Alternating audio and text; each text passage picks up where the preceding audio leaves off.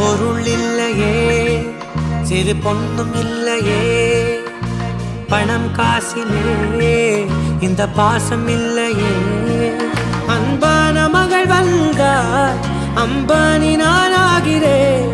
இந்த இன்ப மகாராஜ பெற்ற புது ரோஜ எலிசபெத் ராணியின் பேத்தியே.